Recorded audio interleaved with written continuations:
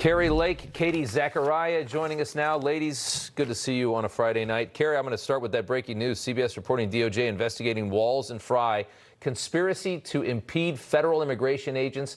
Washington Post says subpoenas have been issued. How deserved is this in your estimation?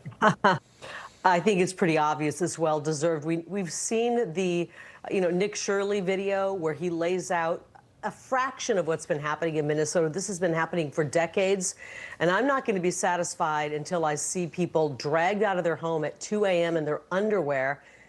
Actually, I don't think I want to see Tim Walz in his underwear, but I want to see some people dragged out in handcuffs. And these are crimes that deserve it.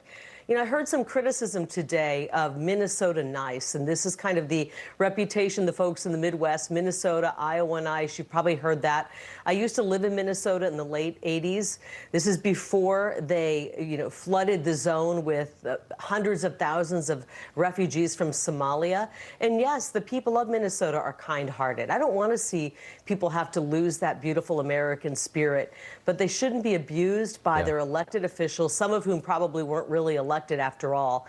And until we see people locked up for these kind of fraud crimes and corruption crimes, it's going to continue. And I pray for the people of Minnesota that they get some justice. Katie, your thoughts on subpoenas for Walz and Frey and what we've seen this week? Absolutely. I agree completely with Kari Lake. There's fundamental crimes that these people have committed, these leaders of this state and that county. Look, I also like President Trump's idea about the Insurrection Act. It suspends what's called the Pause Comitatus Act, which is essentially that you can't deploy military.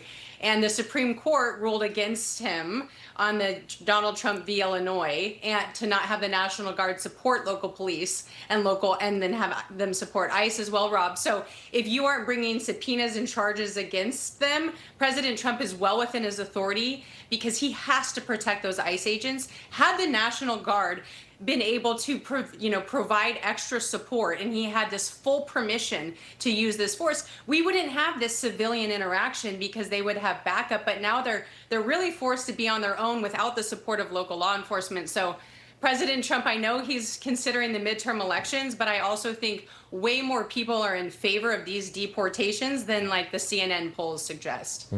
Interesting stuff. But what a week it's been. See what the weekend brings. Ladies, good to see you both. Kari Lake, Katie Zachariah. Thank you. Thank you.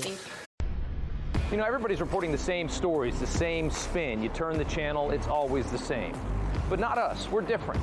We report the real news. No spin, just the facts. Turn to us, and you won't turn back. Tune in to Rob Schmitt Tonight on Newsmax.